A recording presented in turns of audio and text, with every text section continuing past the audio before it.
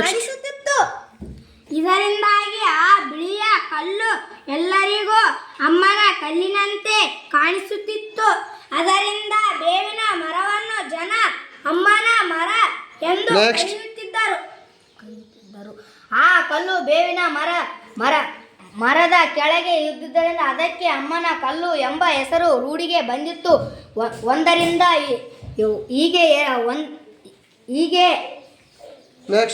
ಹೀಗೆ ಒಂದರಿಂದ ಇನ್ನೊಂದು ಹೆಸರು ಪಡೆದುಕೊಂಡು ಎರಡು ಸುಖವಾಗಿದ್ದವು. ಅಮ್ಮನ ಮರ, ಅಮ್ಮನ ಕಲ್ಲು ಎಂದು ಊರಿನ ಜನಗಳು ಅವುಗಳ